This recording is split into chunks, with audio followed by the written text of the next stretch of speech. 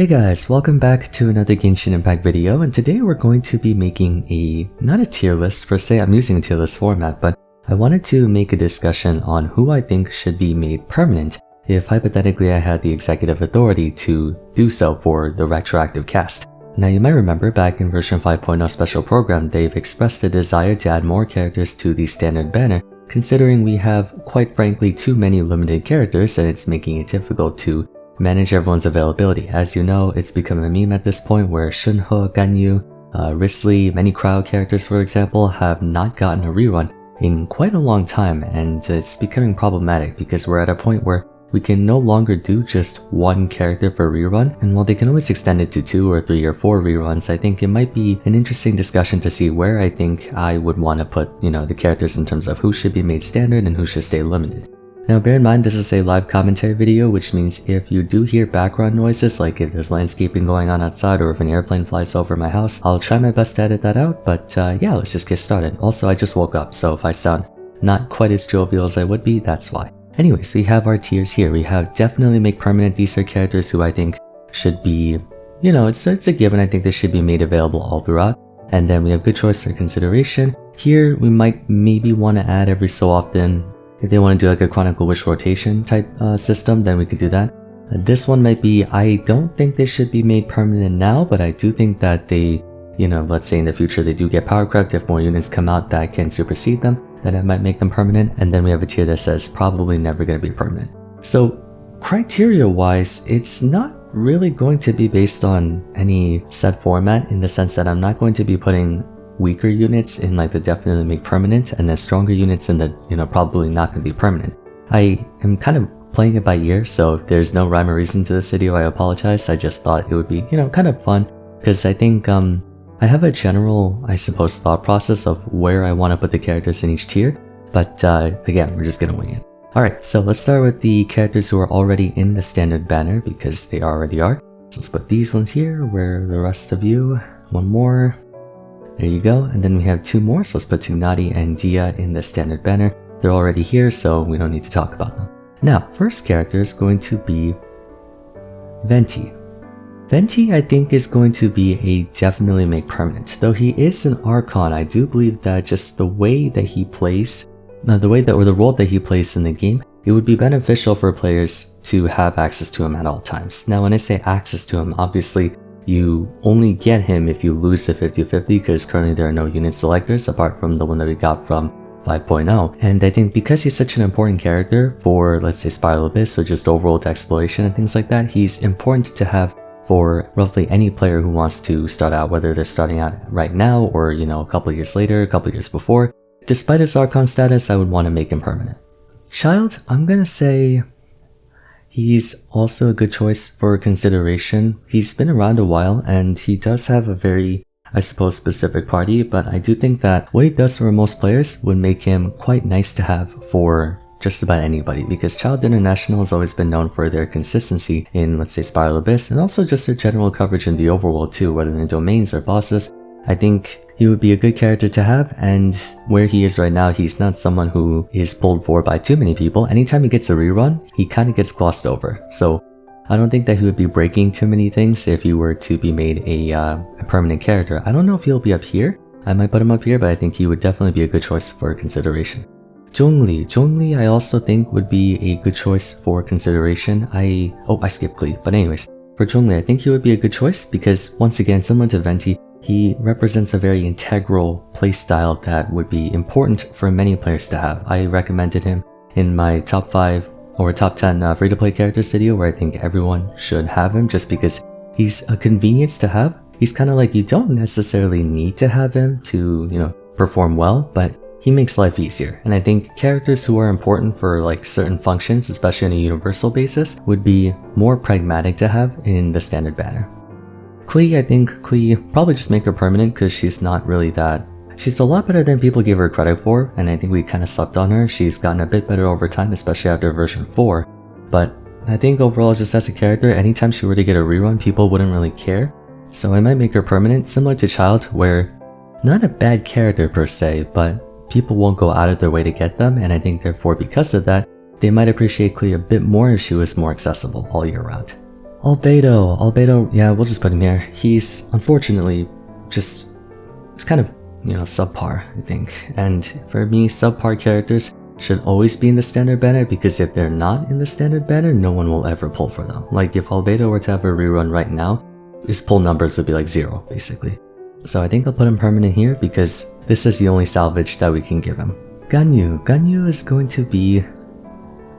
I think she'll be a good choice for consideration. Even though Cryo's been falling off quite a bit, I do think that Ganyu is another one of those characters who would be quite handy to have. Cryo is important, especially in the early game where you want to freeze a lot of enemies, and if, let's say for example, you're fighting the Oceanid, it would be nice to have her available on deck. She's a good general character. She's always been known as a sort of jack of all trades, where she's good for fighting, she's good for bossing, she's good for wave clearing, she's good for sustained damage. She has a bit of a kick to her if you go melt, but I think her main value is that she's a good general character to have for the early to mid game, and then even towards the late game. Obviously when you get to end game and you're trying to optimize a lot more, she might fall short, but as sort of a general usage, and even for constellations, I think that's one more thing I have to mention, where constellations can be one more reason to want to include a character where they might be subpar at lower constellations, but at higher constellations, if people get more of them by losing 50-50 for example, then they could definitely be much more appealing. So I think I'm gonna say rotating basis. He's an acquired taste character. He's one of the best characters in the game when you really get going on him, but I don't know if it would be prudent for him to be standard banner.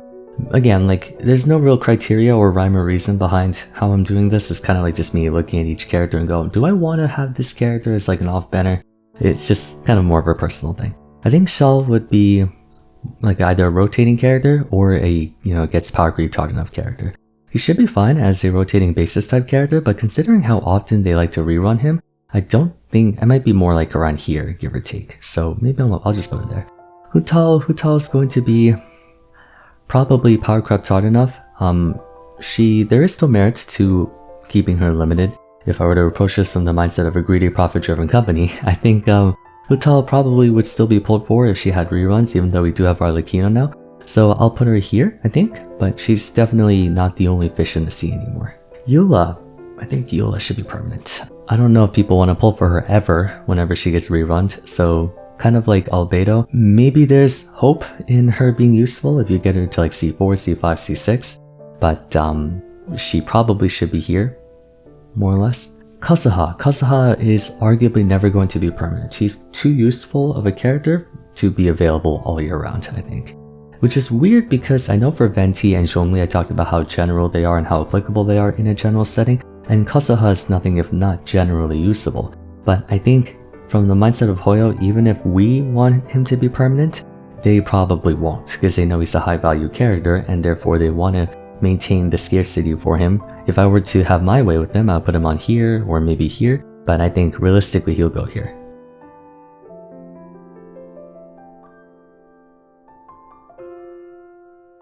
Yoimiya is a probably definitely make permanent. She's in a similar fashion to Klee, where she's not inherently like a bad character per se, but I think people won't go out of their way to pull for her unless she's in the standard banner, or even then they're not gonna go out of their way to pull for her on the standard banner. But I think people might want to play her a bit more, or people might feel encouraged to play her more if they can get her without having to dedicate Primo Gems intentionally for her. Raiden Shogun is gonna probably either be here or here. Never gonna be permanent, or if they get power creep taught enough.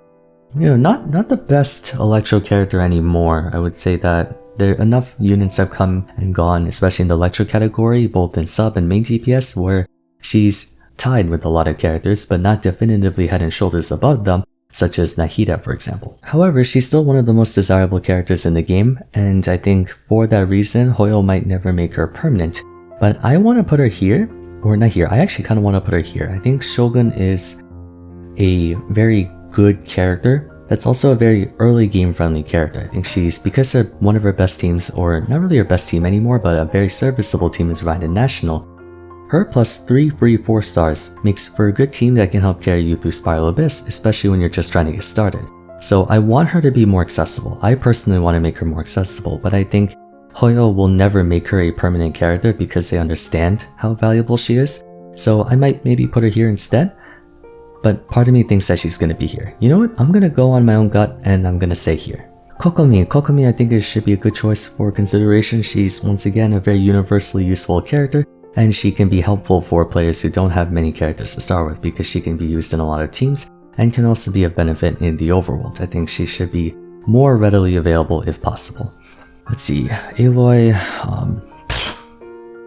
Ito is going to be a good choice for consideration. I think it's a similar fashion to Eula, where maybe if people get more constellations of him, or maybe if he was accessible to the point where you don't have to intentionally go after him, then people would give Mono Geo more of a chance. So I want to say he would be here or here. I'll just put him here for now. Shunhe. See, here's the thing. Unpopular opinion, I think Shunhe should be permanent. I say that because it's really hard to make an argument to pull for specialized supports. Let's say, for example, you have Ayaka or Ganyu or Risley, you just pull for them. It would be really nice to have Shunhe, but then you would have to pull for an entirely second character if you want to go for them. At least for like Vars, even though you need C6 on her, or maybe Goro. Those two are, you can gradually go after them, but you'll never be able to pull for Shunhe unless you go for her intently. Making her permanent would be very useful and convenient to have.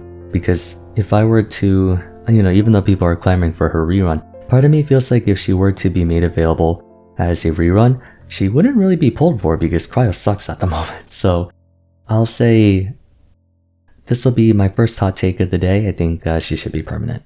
Yaemiko, I think Yaemiko should be on a rotating basis. It's going to be a lot of Electro characters, I think. They're all interchangeable, so having them available sparsely throughout the year will be important for the game. There's a low chance that she'll get power crept because she's just a very, sub DPSs don't get power crept that often. So I think I'll put her probably here. There's enough market value to her to where, Hoyo will likely never put them around here. But again, this is still my tier list. So I think I'm gonna say here, this will be a pretty comfortable amount of time. A decent number of players will want to go after her intentionally, while others are not really, they don't really care too much. I'll put her here. Ayato should be close or a good candidate for consideration. Similarly to Kokomi, he's very useful in a lot of teams. If not, he might have the most team diversity in the entire game. He would also be a good general early mid-late game type character. Obviously in the end game when you're going super optimal, you're trying to min-max stuff, then Ayato might not be able to keep up with the more top tier characters. But almost around the same case as Child, and I suppose Ganyu, he's a good general character and he would fit for any kind of player. So if you get him, I don't think people would be too upset about losing a 50-50 to Ayato because he's a universally applicable character, if that makes sense. Yelan probably will never be permanent. I wish she were because I'd love to have a C6 Yelan by now, but I think she'll probably be in this category. She's too valuable in the eyes of Hoyo, and for many players too.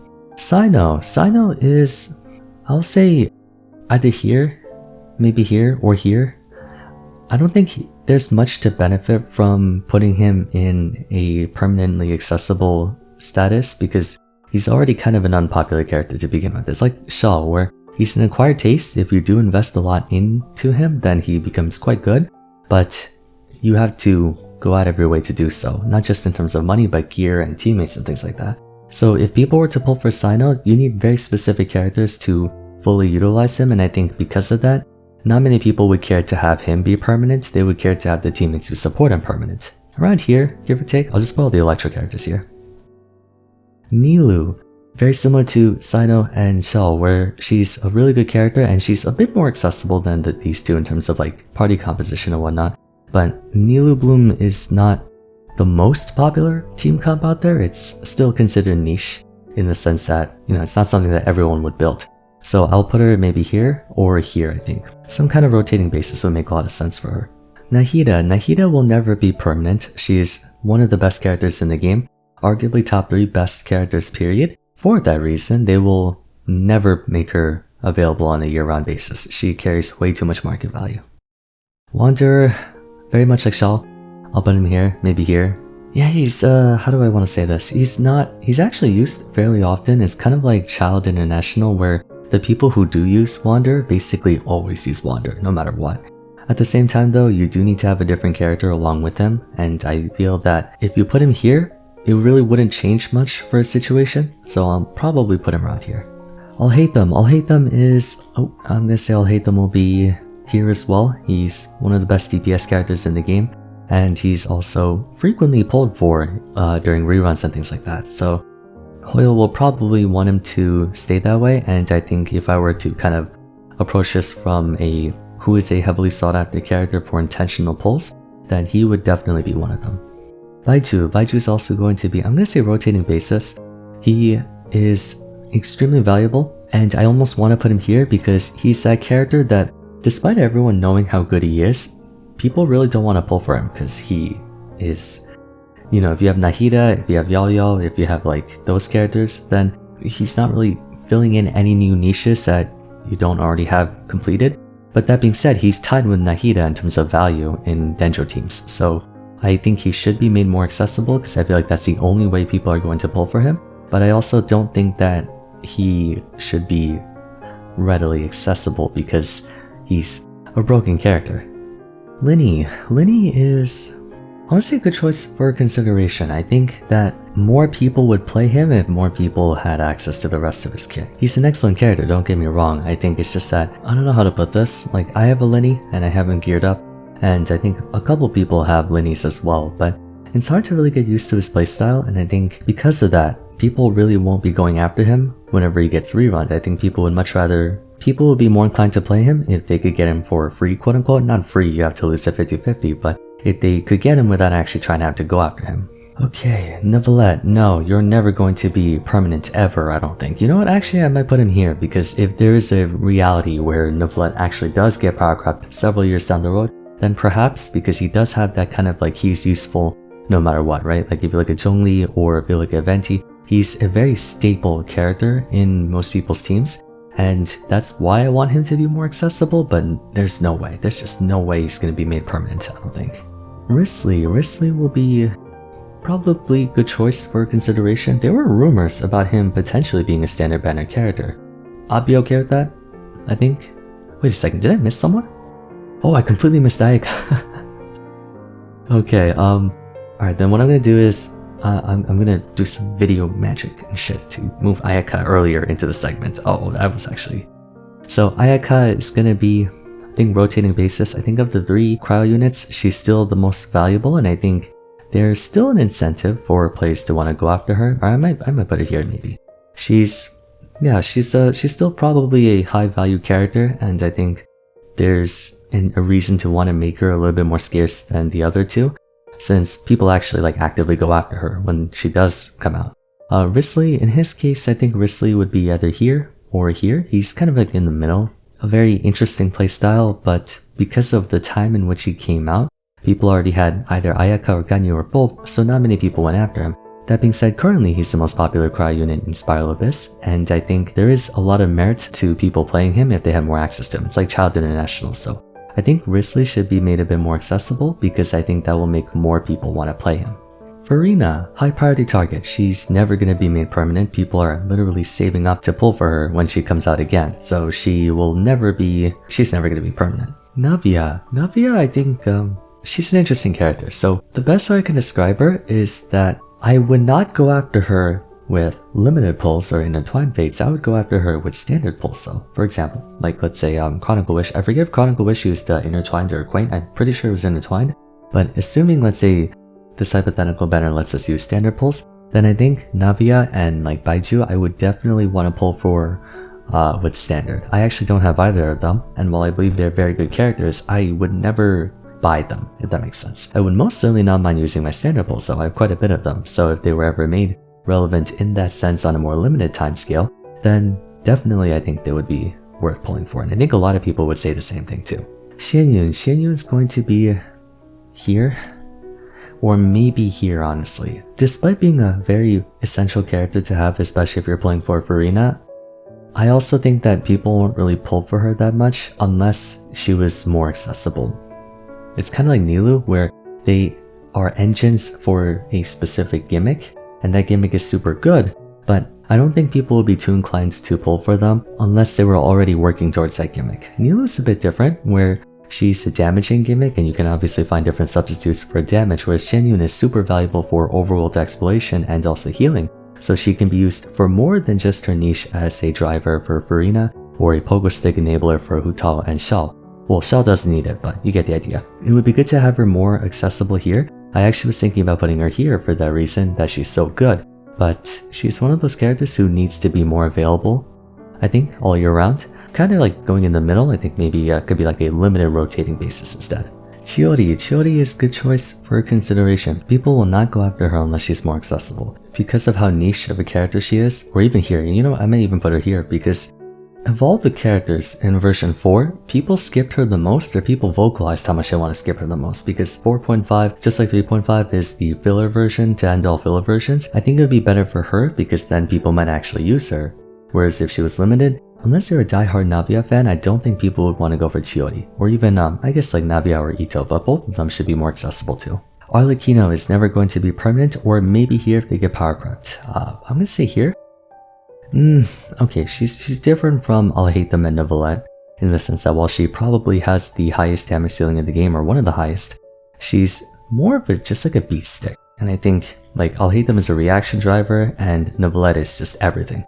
So Arlecchino, I think if the game progresses enough to where it gets power crept, then she will lose market value significantly. It would be difficult for her to get to that point because I think we would need several pyro characters and it would take multiple years. But if they do get power crept hard enough, then maybe she might kind of go down or up to here, for example. But I think if they do get power crept, then she will need more constellations to kind of keep up with that. Clorinde, I'll say here as well. Probably, maybe here. I think I'm going to put all the Electro units in here. She is currently the best Electro attacker in the game, or Electro dedicated attacker, I'll say. I don't think she's here. She's definitely not here. She was one of those characters who people were like, she's a good character, she's a fantastic character, but ultimately skippable. So I think if she gets a bit more available, then maybe you might go after her. So I'll think around here, give or take. She's definitely subject to being power crept, which means that if and when she does get power crept, they do need to make her more accessible to kind of compensate for that. Xixuan will go, yeah, I'd say she'd be good here, or here. Kokomi's here already, so I might put her here. They're more or less the same in terms of like the reasons for why you want to use them in the overworld and even in Spiral Abyss, so I might put it here or here. I'll just say here for now. Emily is a rotating basis character. Really stupid broken, but also way too niche for her own good. It's not like these two, where they can only work with 2 characters and then never again. Emily, she's someone who, it's like Nilou, basically like Nilou, where if you play towards her engine, she can hard carry you through many different situations. But much like Clorinde, much like Navia, I don't think people really cared to go after her unless she was a bit easier to get. So if like you could pull her with a mix of standard and limited pulls, then perhaps. So I might put her there for now. Mulanni is power crept hard enough, I think. Really strong character, and I think she'll be meta for quite some time. But assuming, 2, 3, 4 years down the road, if Genshin power creeps hard enough, if more Hydro attackers come out, then maybe she might need to become a permanent character. Kanish, same thing here. These two are 2 pieces in the pod. Kanish will be a rotating basis type character where he could be worth going after for people who are interested, but I don't think there's really any benefit to making him permanently accessible. Shuloden is going to be here, same argument as Kasuha, if not more. I don't think Hoyo is ever going to make her permanent because they understand how universally valuable she is and how much people want to pull for her. Last but not least, Chaska. She's not playable at the moment. So, by that logic, I'm going to put her here. Because I don't know if she's going to be, a super broken character. Actually, I should say I do know, but, I can't disclose why I know. Yeah, I'll just put her here for now. We'll leave her at that. And then you can come back, a couple months later and be like, oh my goodness, Inyo.